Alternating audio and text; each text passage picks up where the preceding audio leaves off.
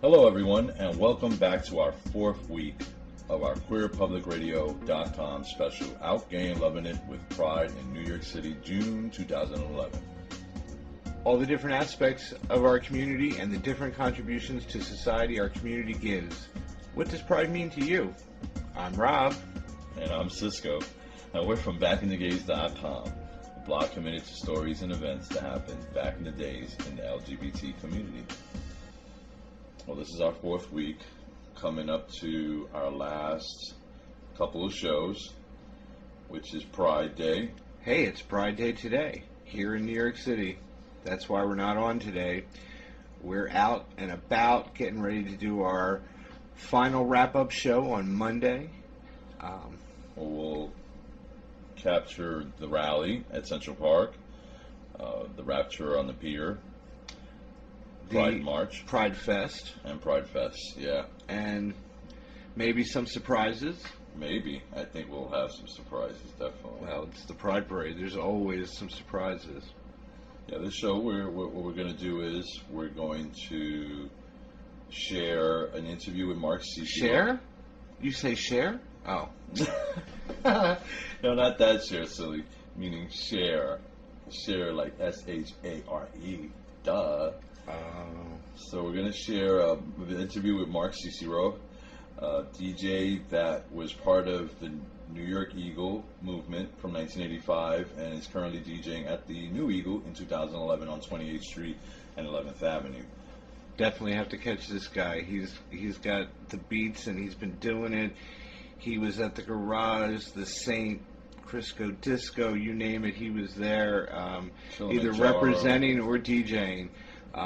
Kilimanjaro, so many different places. He's part of New York City history, and he is still performing at the Eagle. Check theeagle.com, New York City, for all the information on when Cicero will be playing there. EagleNewYorkCity.com. Yeah, EagleNYC.com. Well, here's his interview with Mark Cicero. Enjoy. Here we are, June 13th, QueerPublicRadio.com and BackintheGays.com. Out Gay and Loving It with Pride in New York City, June 2011, with Mark Cicero. Okay.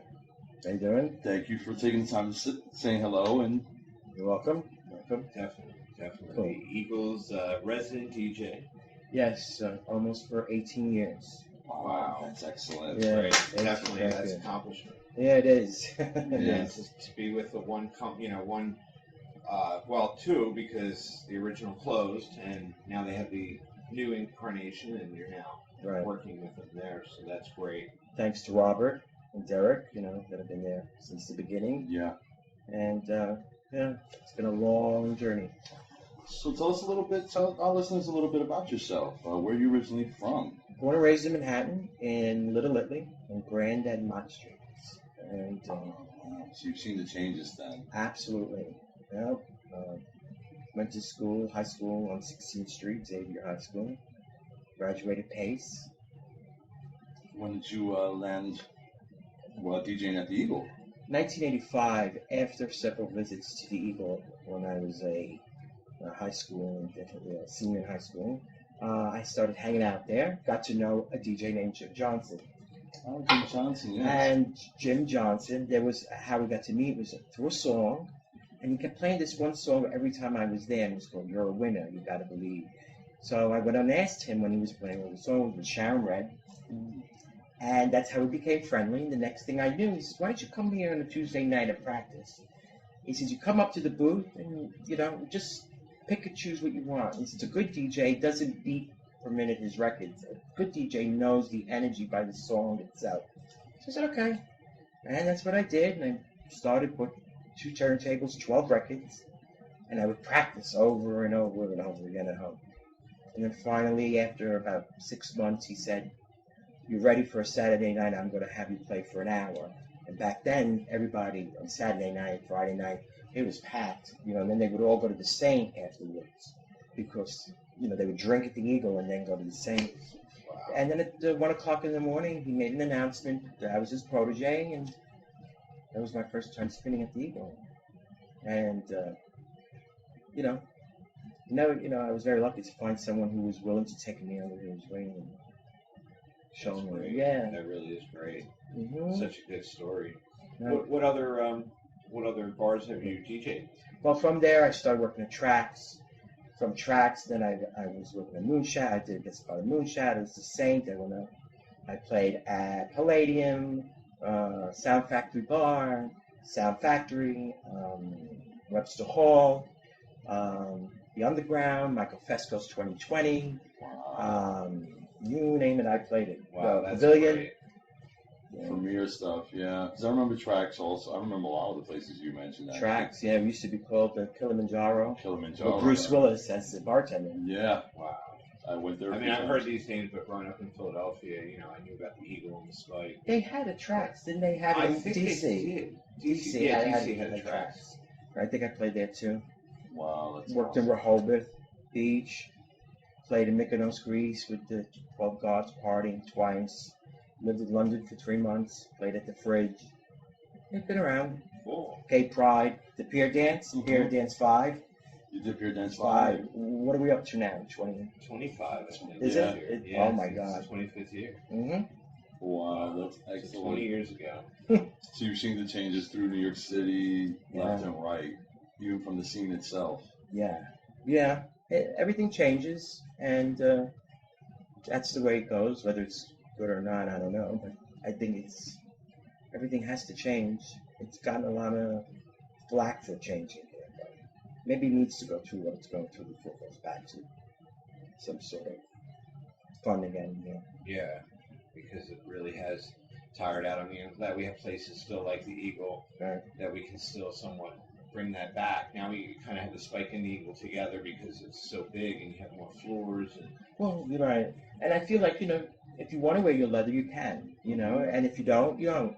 But you don't have to wait for everybody else to wear their leather to wear it at the Eagle, because they make you feel comfortable enough to say if that's what you're into, you're welcomed here, and I think that, everybody should just stop waiting for everybody else to do it and just do it themselves. And Just be themselves. just be yourself. Exactly. Yeah. Yeah. How did you feel when Jack basically, closed the place down and decided to retire. Mixed emotions. I don't, I can't talk for Jack. I mean, I thought that maybe there would have been somebody else to take over that place. But who knows what was going on behind closed doors, the pressures of getting out of that neighborhood by, what's the place, across the street, the Chelsea Piers? Piers, and making that neighborhood, Mhm. changing that neighborhood. I don't know whether he had a lease or not. I think he went out without a little, should have had a bigger bang, a bigger, more notice that it was closing it. It was the first Eagle, and, little. Did you DJ the last? No, I wasn't working at the Eagle at the very last month or so, Okay. because Jack and I had a little discussion, and I felt that I had to leave. Oh, okay. And it was best that way. I'm not very good at the bars, and Oh, okay. it was a lot of emotion. So And where's your music now? Like, where were you playing now besides the Eagle? I just played Slip and Twirl Oh, in the Pines, and other than that, just the Eagle. And I was playing at the Monster for a while. I'm thinking, more about remixing and learning how to edit music. And when gigs come up, I'll take them. That's great. Yeah. How do you feel about music today? I From love it. back when '85 and to now. I love it. There's a lot of things I didn't like in '85, and there's a lot of things I don't like now. But, I think that everything changes, and if it makes my foot tap, that's cool by me. It doesn't have to. That's a good way to look at it. Yeah. Definitely. I don't care if you call it hip hop or you call it house or you call it pots and pans. If it makes your foot move and you see yourself going to the music, then I think it's cool. I think it's okay. Yeah, you definitely made us tap. I mean, for years. Yeah. Thank you. Yeah. You just made me tap too. Yeah, really, because 18 years, Wow. definitely, because, like I said, I met him in '93, Cisco in '93, and, I was in the Eagle all the time, so. and you were DJing. If it wasn't you, it was Jim Johnson. Jim Yeah. Johnson, right? And when I started working there, they had the front room was a dance floor during Sundays. On Sundays, you have a tea dance at the Eagle, and the line used to be around the corner. And then, for some reason, Jack stopped it. When you went to the Eagle, it was always about the music. The music was the most present, thing. That sound system was made by Richard Long, who created the sound system at the garage. Oh, man. And that's, it That's was great. about the Sound system music was in there. great. It was pumping in that place. Oh, yeah, you could always hear the thump, Right. thump when you walk by. And who's to say gay, leather men don't dance? I mean, everybody has their idea of what leather is.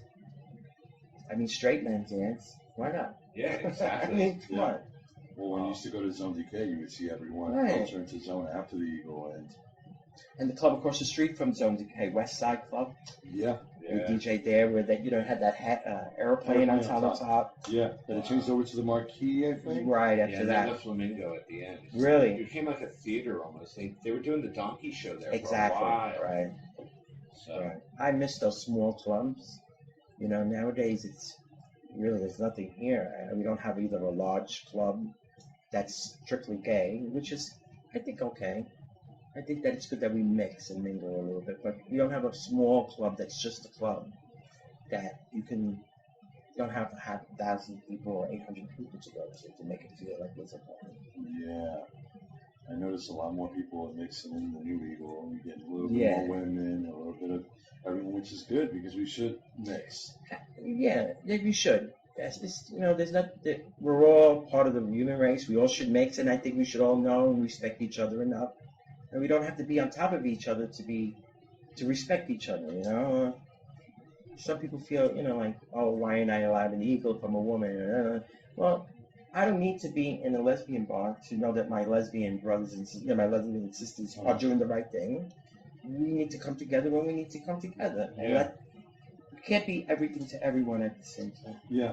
Well, that's why I like when they have the Leather Nights Right. on Thursday, and they have Tool and different. What was the other one that they just had? Gear. Yeah. Gear night. Right. Yeah. Friday was that on a Friday? Yeah, it was on a Friday. And even Buzzcock. You remember when they had the Buzzcock parties, which Yeah. was great.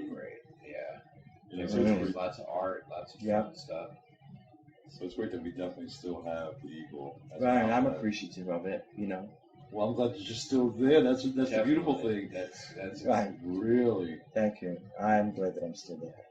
I thank We Robert all the time for it. Yeah. And we're definitely glad you're part of the community. Thank you. Because, like I said, for 18 years you've been thumping for us. So, Were you at the Body Positive Tea Dances at Sound Factory Bar? no, I never actually Me went and to Mark Sound Factory. Thomas, yeah, we created that for the Body Positive at the time. At that time, people who were positive still wanted to go out and have a place to enjoy it without having to feel like when they met someone had to explain that they were positive Yeah. and this created an environment where everyone that went there knew either they were positive, that people there were positive, or they were friends and not concerned about meeting someone who was positive. And it was really something that people came together where there was no other place for them to feel comfortable and safe in a dancing environment. That's great. Yeah, it was- That you guys created. yeah. And you also did something for GMHC, right? Worked for GMHC for 7 years in the buddy program and did the AIDS dance-a-thon twice. Once at the Javits Center, the other one at the Pier on 57th, I believe it is. It's right near the Intrepid. Yeah. And I did the volunteer appreciation party at the place on, what was it, on 14th Street? On the west side? 14th, right off of 3rd Avenue, the Palladium. They had, Yeah. and then I did the thank you party for the morning party for GMHC. Wow. Yeah, I worked for them for 7 years. I think it was Pier 92, the one on 50 by the Intrepid. Exactly, they had Yeah, Pier 92. It's They- the visual show there. yeah, they had a dance-a-thon there. Grace Jones was the guest. Oh, that must have been awesome. Yeah, it was. The energy. Yeah, all right, it was good. She was late as usual. I've heard stories about Miss Grace. Oh, we love her. We Yeah. love Miss Grace. Yeah, at least you were able to experience that. You Yeah. know. Yeah. So you've actually met Miss Grace? Yeah, met her several times. Shadow Red. was a good friend of mine, you know, back in the day. You know, I just happened to be there, you know, just like I was 16 and I met David DePino from the garage, and I didn't know who he was. I was walking the street and they cruised me, and little did I know my first date was at the garage. Oh, that's great. With him. I didn't know who he was. And I was like, wow, I like this. And like, you know, my first incident there was that someone threw up on me while I was waiting for David to come back out of the booth. And I was like, what is all this wet stuff all over me? And someone actually just threw up. Oh, and I'm screaming, get me to the bathroom. That was my first date with David Spino. At the same? At the garage. At the garage. At the garage. Paradise Garage. And then we wound up working together at Tracks. He did Tuesdays, the House of Extravaganza, I think it was Tuesdays or Fridays. And I was working on Saturdays on Tracks. So you knew DJ Levon? Larry Levan? Larry Levan. I didn't know him. David was his protege. I was 16 at the time. I only dated David about a year. But you actually were amongst him. I saw him, yeah. Oh, awesome.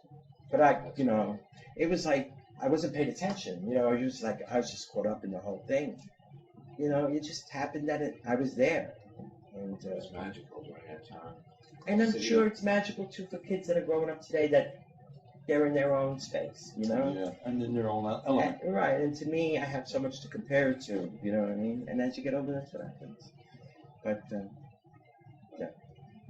Well, I wanted to ask you, 2011, seeing the changes in New York City, gentrification to where it is today, what does pride mean to you in 2011? Well, being proud. I'm proud of, not because I'm gay, what I do sexually, but I'm proud about the man that I am. And I think that being gay forced me to be honest with myself and the things that I do. So, like, I'm not proud of my green eyes, or, you know, because I feel I was born this way. But I am proud of my accomplishments and how I treat people. And that's what gay pride always means to me, is that being gay forced me to do the right thing. I had to confront feelings of who I was. So it kind of forced me to be a better person. And that's what gay pride means to me. That's great. What message would you give the youth today in New York City, 2011, and also worldwide? What message would you send your brothers and sisters being youth today? All I can tell them is that you have to live your life the best way you know how, and treat others the way you want to be treated. Point blank. You know, other than that, we have no guarantees. You know, I think that you try to make the best decisions for yourself, at the time that you make them. Be considerate of others, and know that, you know, what you do to others affects you. And you're not an island, and I think whether you're gay or not, these are the things that we should, you know, live by. And that's all I can tell them, and just have a good time while you're young. Yeah, definitely. Right? Have a good time while you're young. Yeah, make sure you respect yourself Yeah. and respect others, because you have to start with yourself before you can respect someone else, or expect respect back. And it's not easy. You have to be a strong person to stand up for something that you feel is right, even though maybe everybody else doesn't. But that builds character, and I think that that's respectable. That someone who has character.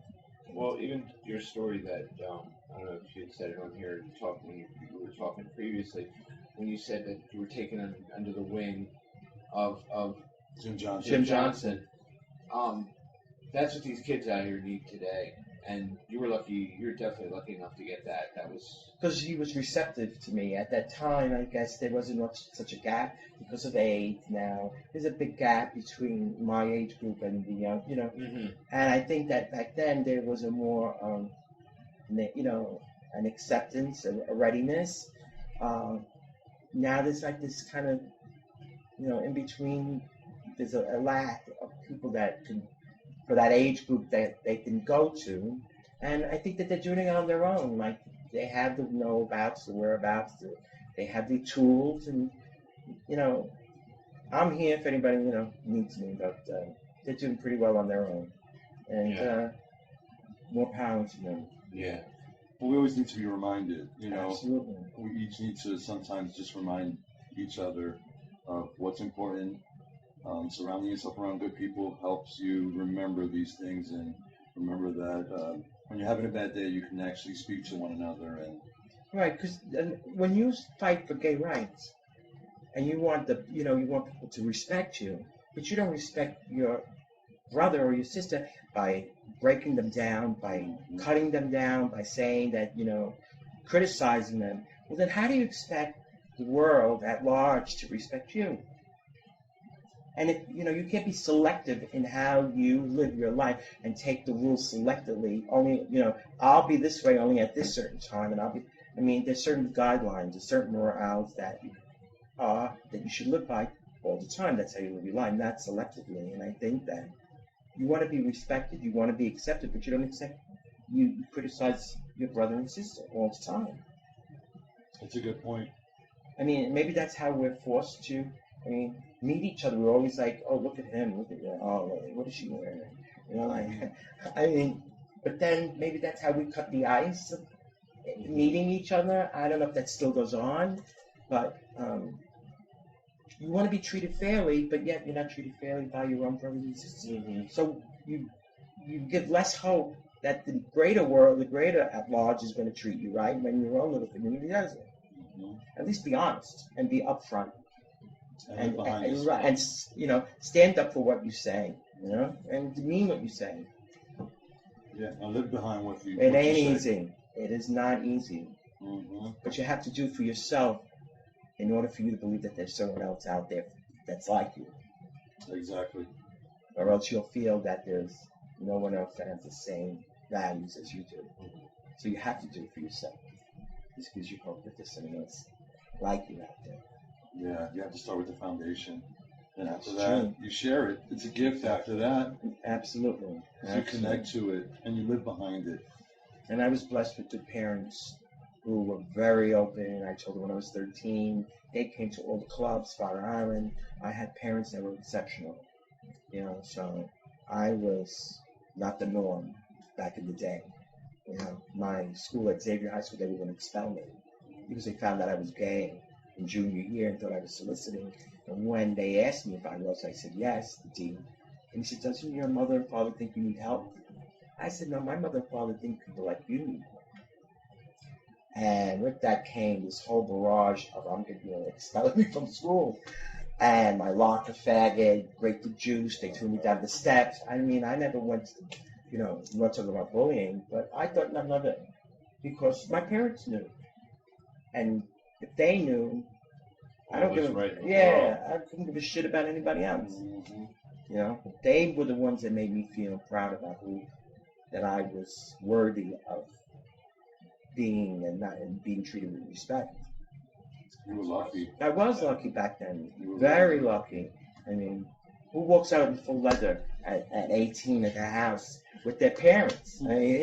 My mother says, well, where's the boyfriend with the motorcycle? I said, I'm working on it. I'm working with you.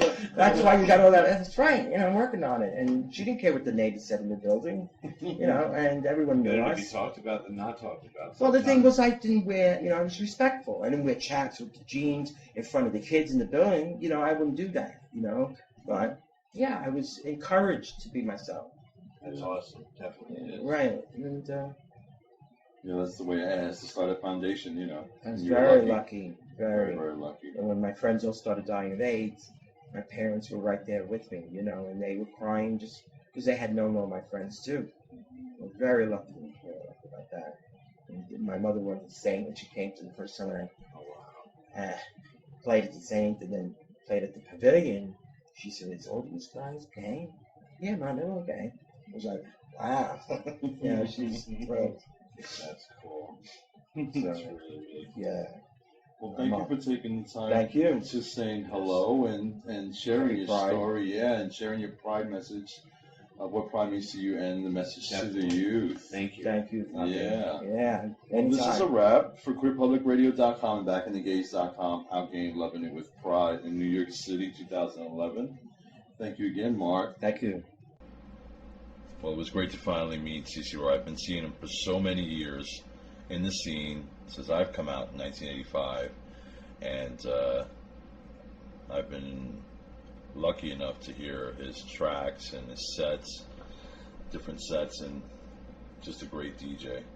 Well, I first started hearing him in '93, right when we met, and he's been a part of our lives for so many years. Because with the original Eagle's Nest on the West Side Highway at 21st Street, and now he's playing at the 28th Street Eagle and continuing the tradition. Yeah, well, hopefully the owners include him in the future plans for the Eagle, because there's a little drama in them hills, and I hope it really just works itself out where they include him, because he's a major part of the community. He's a major staple of the leather scene. And he's a part of the Eagle brand Yeah, in New York City. and he's a nice guy, so Definitely. it's a win-win situation. So hopefully that works itself out. Well, the next interview is going to be Ernie Glam, club kid Extraordinaire. from the old Limelight, Mike Wallach, Party Monster, Peter Gation, and all those clubs, Club USA, The Tunnel, Limelight, of course, Mars, Palladium, The Mars. World, all those New York City clubs, Copacabana, the Roxy, and he PR'd and did all the flyers, and he was Clara the Carefree Chicken.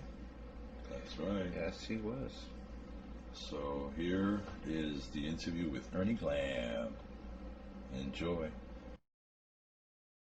Here we are today, June 12th, QueerPublicRadio.com and BackintheGays.com, Outgain Loving It With Pride, New York City, June 2011.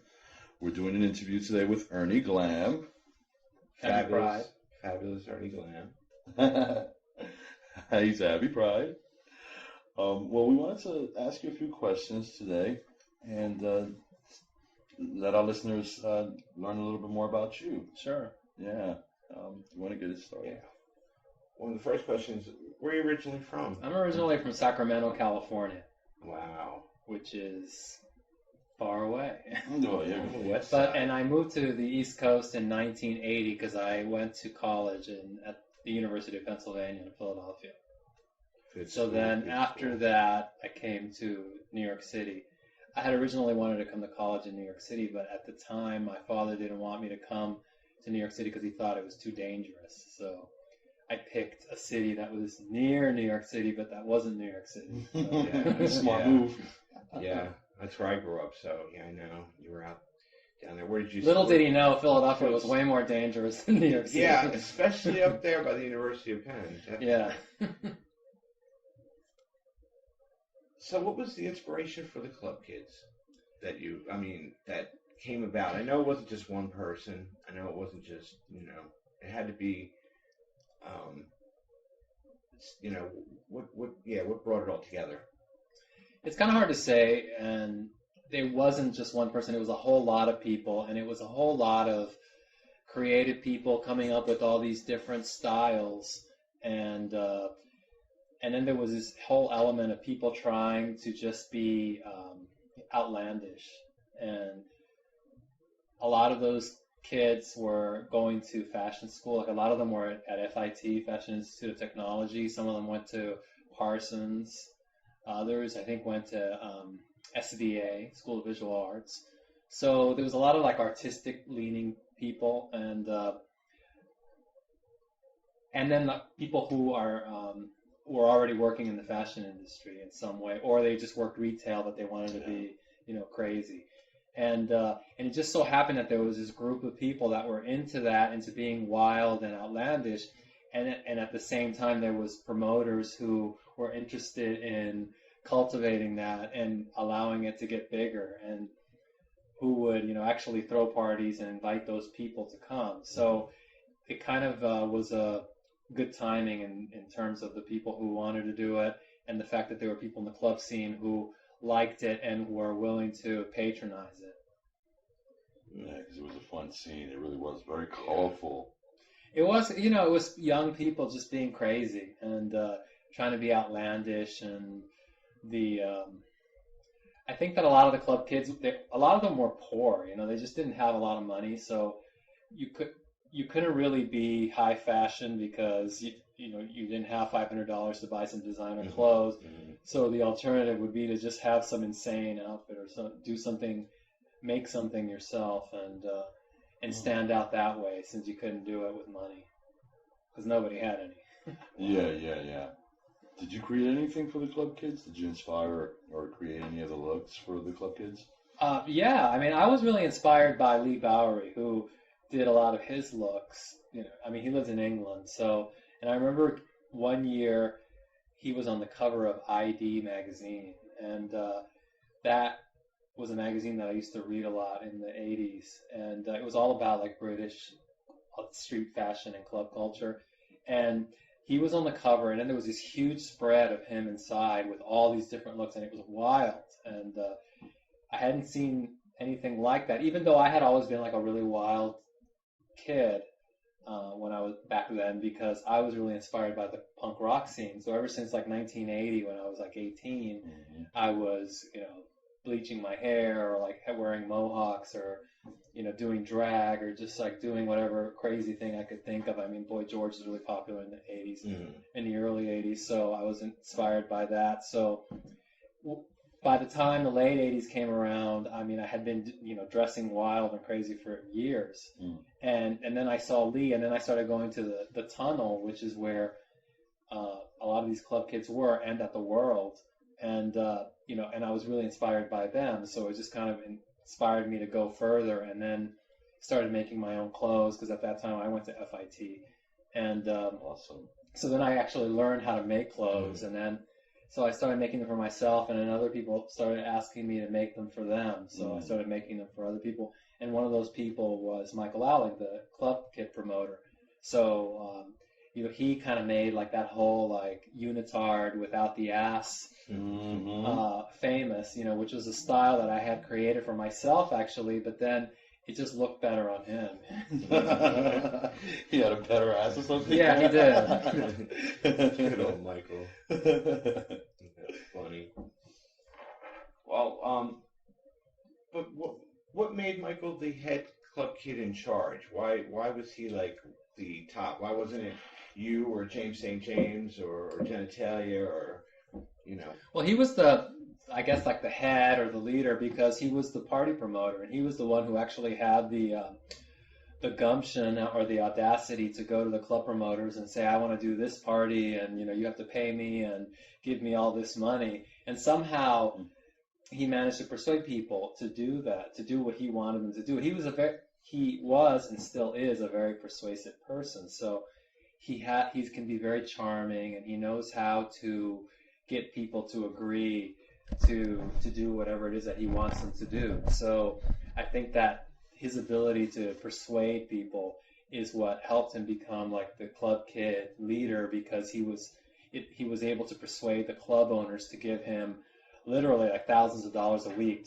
to do crazy shit, and to travel. they would give it to him, and then after a while, because he reached a certain level of notoriety, he didn't really have to ask that hard, and then he would just people would just give him money, or they would invite him from other cities to go, and so it was that gift that he had of getting rich people to let go of their money that made him the leader, because that's a good skill. I mean, oh yeah, that really is, especially with rich people. I mean, yeah, they don't want to spend their money on anything else.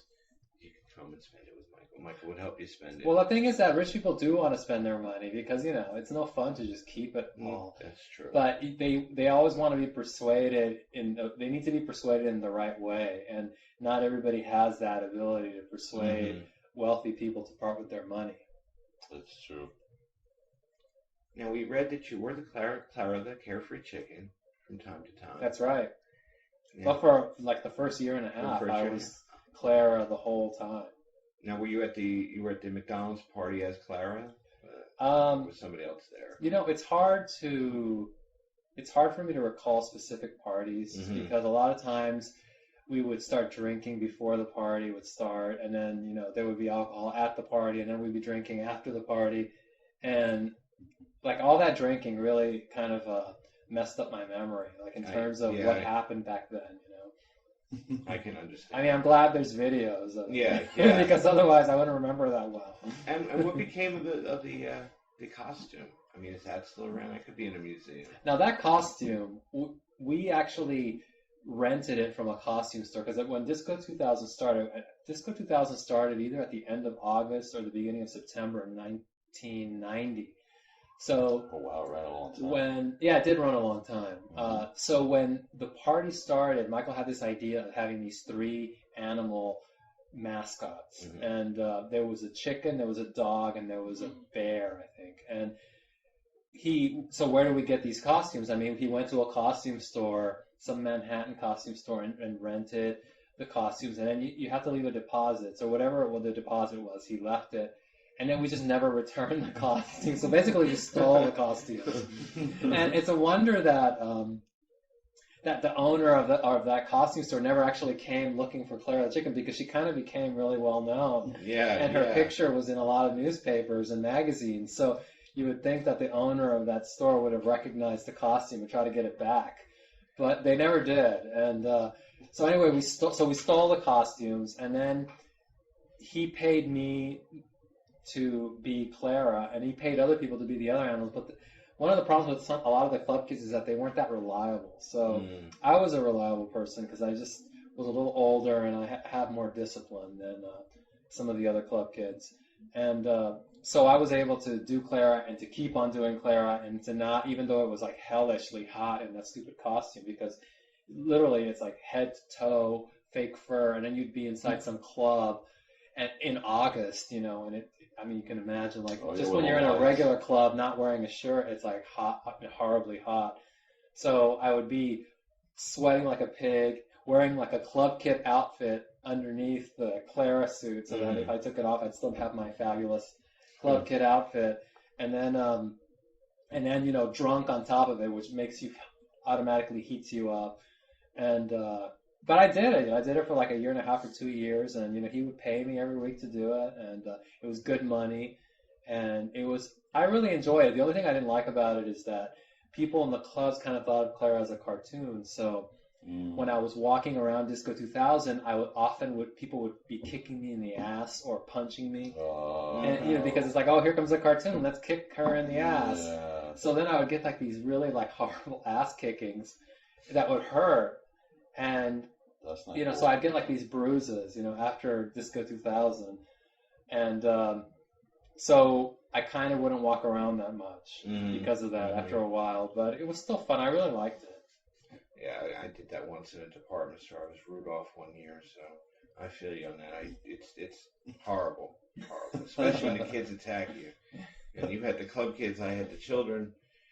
But I had like drunk Guidos kicking me and punching me. Yeah, they think they're cute when they do that, because I did bodyguard for Bugs Bunny when I worked for Warner Brothers Studio Store, and we had Peter Gallagher, touching Bugsy in the wrong spot, and Bugs was like, hey, tell this guy to stop.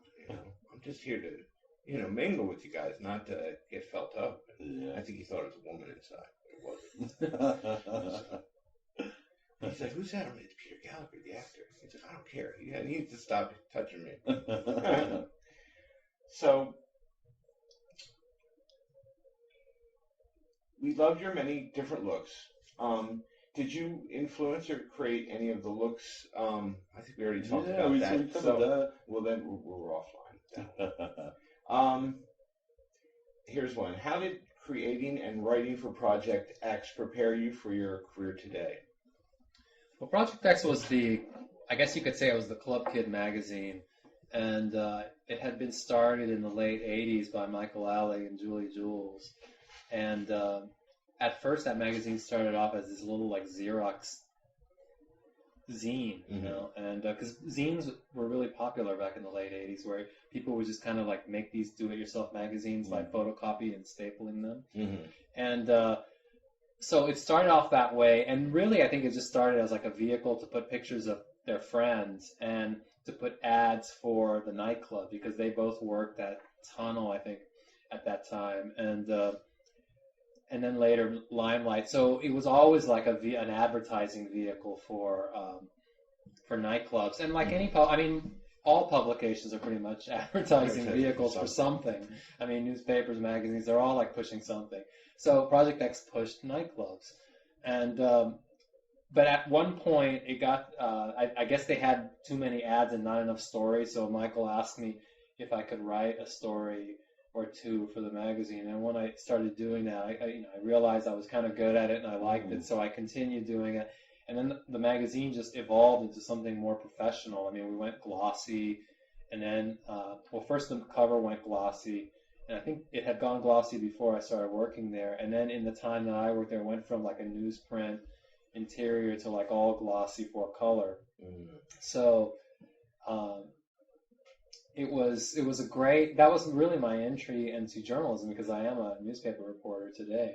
So, I mean, to think back that's how I got involved in publishing and journalism is crazy, because a lot of times we would just make those stories up. I mean, there was no actual reporting went into the, preparation of our reports. It was all fun. It was all fun. We would just be sitting at home, because I lived with Michael Alec, and we'd be sitting at home after dinner, like just making stuff up. It's like, okay, well, we'll do that, and let's have a story about whatever made-up thing that we could think of. And I mean, it was preposterous, but people liked it. I mean, it was kind of like silly and over the top, and I guess there was a market for it at the time. Dishing the dirt that didn't really happen, but it's fun to listen to. Or you would take the real dirt that did happen and just embellish it. Yeah, there you go. For publication. So like Vice magazine does that now. Yeah, where they do the same exact thing, basically. I guess you set the bar for, the next generation to do the same. Yeah. Well, it's fun. I mean, it's almost like, it was kind of like a Mad magazine for club kids or for club culture. I mean, that was a big inspiration for Project X. Like, for Michael Alec, I think in general, it's just Mad magazine. I got a copy. I wish I still had it. I had a copy of it that I had gotten back in the 80s down in Zipperheads on South Street when Zipperheads was open. So I had my copy of it. I had it for a long time. It was an early copy. It was still paper. It wasn't. It hadn't. The old Project X, yeah. Yeah, it wasn't a glossy. It was like hard paper front, but maybe it wasn't the original, but it was in that area. It was back in the late or mid 80s or something like that I got it. So wish I still had it though. You just had it till recently. Yeah. Yeah. So, what does the future hold for Ernie Garcia? It's hard to say. I mean, I work at a newspaper, so, it's hard to say what the future of newspapers is, because there's been a lot of downsizing, and a lot of people have lost their jobs. I've been very lucky that since 2007, I didn't lose my job. I mean, I've had pay cuts and salary freezes, but no unemployment, thank goodness. I always joke that like either my bosses really like me or I must be the lowest paid person there, because I think that usually they get rid of all the high paid people. So I don't know. It's hard to say. I intend to remain in journalism and to continue being a reporter, and because at this point I've done it for so many years, I don't think I'm good at anything else. So. Well, you do make clothing. I mean, you do. I don't make that anymore. One of the reasons I started getting into writing and I decided that I enjoyed it more than making clothes is because I've always been a creative person and I've always made things. Like it doesn't matter whether it's clothes or writing stories, because even as a child I wrote stories and wrote like little poems and all kinds of stuff like that, and then I made things. So. At some point in the early 90s, I just decided that it was easier to write articles than it is to sew an outfit, because outfits take forever, And like I can write an article in 30 minutes, but like making an outfit could take like days, So I just kind of got over it. Like I never really liked sewing. I mean, the only reason I sewed was to actually make the outfit, but not because I actually enjoyed the craft of sewing, which drove me crazy, actually. Oh wow, that's interesting. I'm not a knitter or a sewer, by any. I'd rather just like you're just creative, just like draw the image and say make this. But Or if not, you write it yourself. Like you said, you're a writer more than you have than anything. Yeah, I'd rather just have somebody make something. I never liked sewing. Yeah, I love sewing. I mean, I haven't done it recently, but I love sewing. Just more the hand sewing technique than I guess the machine operating sewing. Yeah, it just puts me, I guess, in a place. I wanted to ask you, what does Pride mean to you in 2011?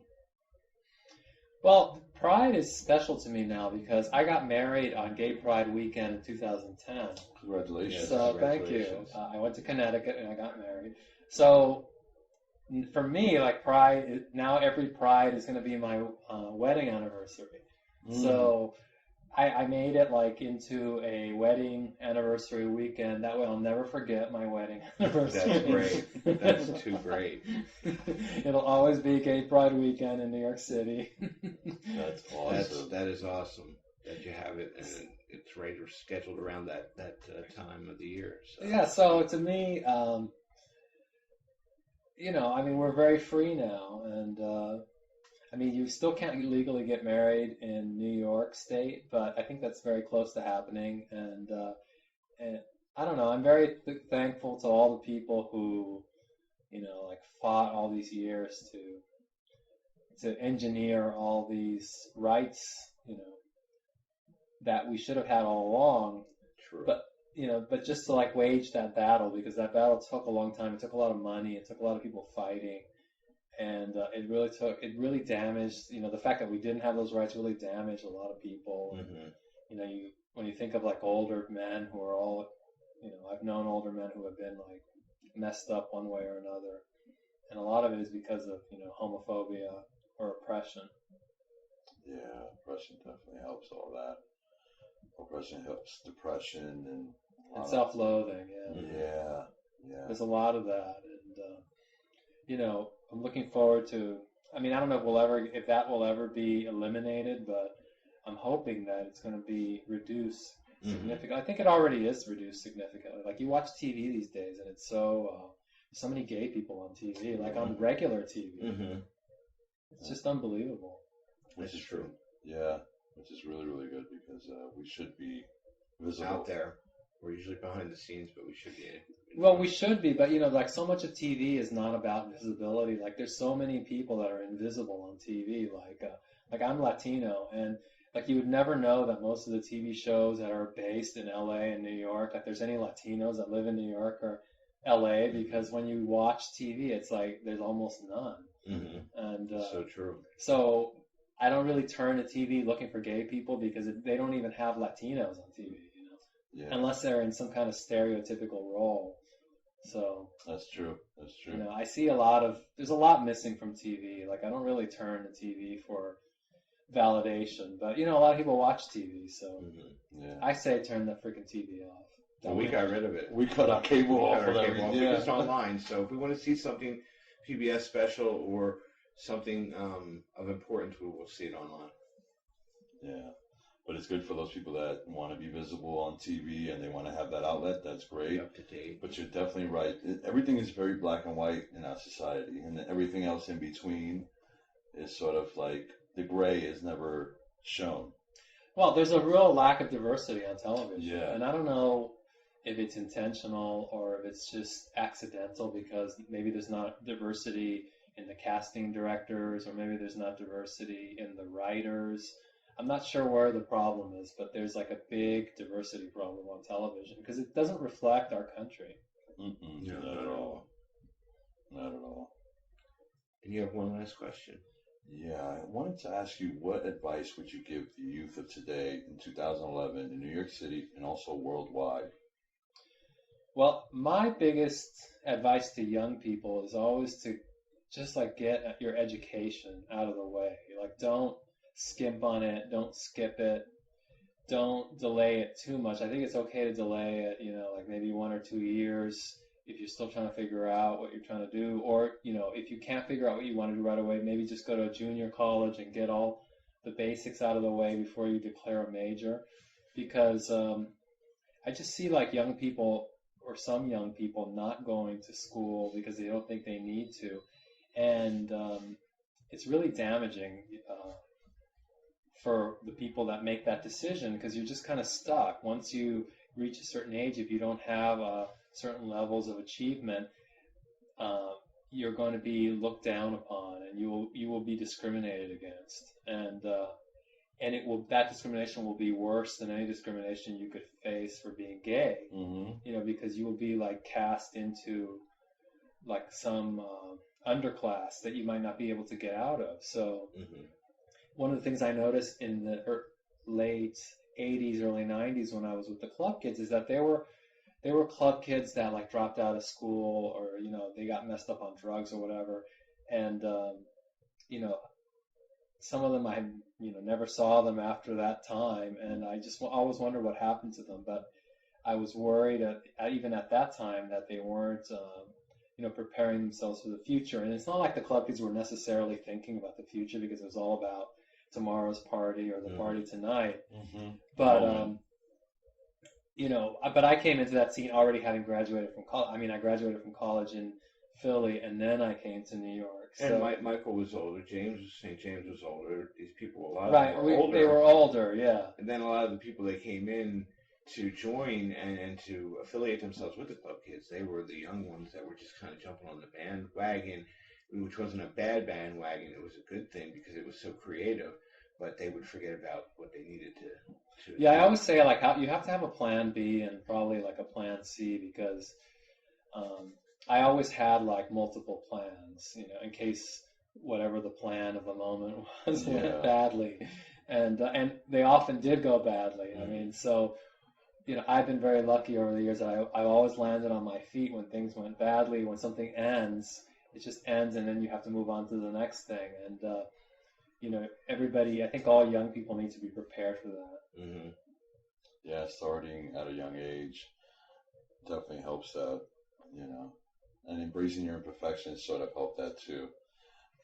I'm glad you say that, because Grace Jones has a great line about imperfections. I think it was on her Slave to the Rhythm album, where she talks about that and says you should just embrace it, or flaunt your flaws. Yeah, and it'll make you a star. Right. And that's what her quote is. Piaf said it. She's the one who originally said it. So Grace Jones like repeated paraphrasing Edith Piaf. Well, Grace Jones sang a lot of Edith Piaf songs. Yeah, and it's so true. On Rose. Yeah, because I learned that early, where I embraced my imperfection, and it actually helped me not reach that depression level, because I pretty much was comfortable with myself, and that really helps at a young age. Well, the club kid James St. James used to say that too. He would always say, embrace your flaws. If you've got a hunchback, then sprinkle some glitter on it. I think they quoted him in the Party Monster movie saying that. I mean, he really did say that. So. That's just his mentality, So, and why not? What are you gonna do? Chop it off? Well, I guess you could, but glitter's cheaper. Yeah, and more fun. And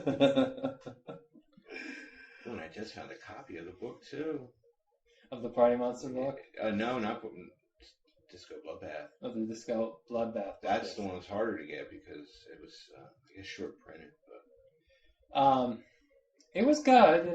I liked it, and it's not entirely factual, but I think that nothing James St. James ever says is entirely factual. He always, and I don't know necessarily, I'm not saying that he is intentionally making stuff up. I just think he doesn't remember. I mean, how can you when you're like doing plate loads of Special K and getting really drunk and all the drugs that he did? I mean, yeah, it comes along with the territory after a while. It comes with the territory, but there were definitely episodes in that book that are not, the way he describes them is not the way that I remember them. Or he'll take different events and then put them into one event, and it wasn't this one event. It was, it didn't even happen the same day, maybe. Well, I just kind of learned that. I learned that from your blog, that the traveling was for the opening of Club USA, and you were traveling around in the movie.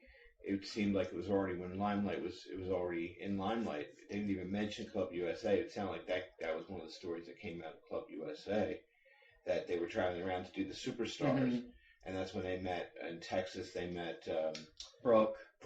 Yeah, that's where with we met her. with her drug salad, which Yeah. is always. I don't ever remember having that drug salad though. It sounded like it was made in little, lightened for the movie, but I don't know. No, she definitely Well, she had a lot of drugs. Yeah. Oh wow. Yeah, she did have a lot of drugs. She always did. I just don't remember a drug salad.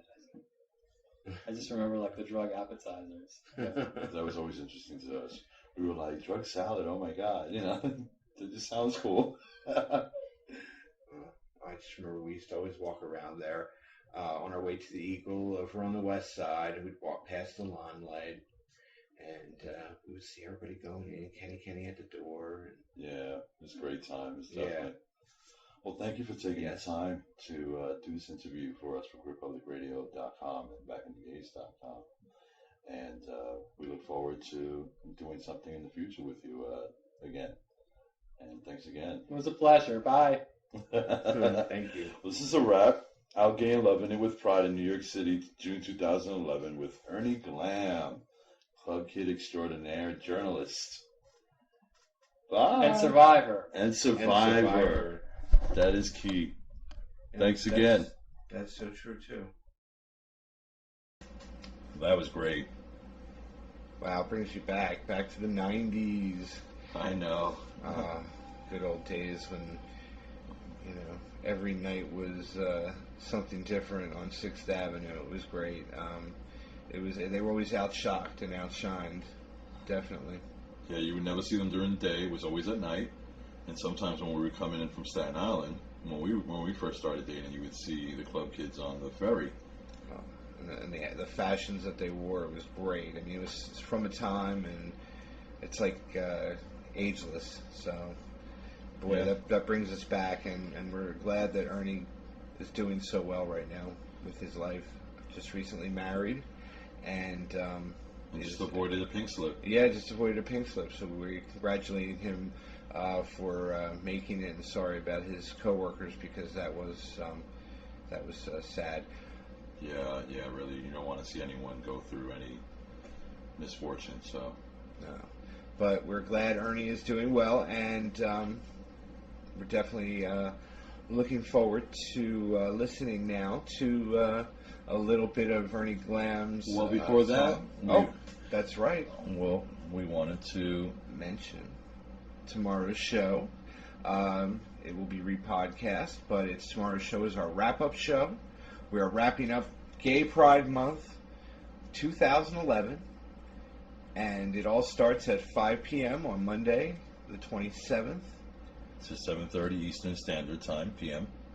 So we definitely want you to check it out, because we're definitely going to have some surprises, and we're going to have a lot to talk about with the city and what's going on, and definitely want to keep you in touch. And hopefully marriage will be legal here in New York City. So happy Pride, everyone, and thank you again for sharing this with us. Happy Pride, and now out with Ernie Glam's Instant glamour. Instant glamour instantanea. We don't get to save it. Laters. Later. Bye. Bye. Work it, work it, work it, work it, touch it up. You're thinking, you're thinking, you're thinking, you're thinking. Instant glamour. Work it, work it, work it, work it, work it, work it. Glamour instantáneo. You're thinking, you're thinking, you're thinking. Instant glamour. Work it, work it, work it, work it, work it, work it. Glamour instantáneo. Instant glamour. Instant glamour. Instant glamour. Work it, work it. Instant glamour. Instant glamour. Instant glamour. Touch it up. Glamour instantáneo. You don't get to save it. Glamour instantáneo. Who does this queen think she is, dictating to me how to be fierce? Who does this queen think she is, dictating to me how to be fierce? You're thinking, who does this queen think she is, dictating to me how to be fierce? Who does this queen think she is, dictating to me how to be fierce?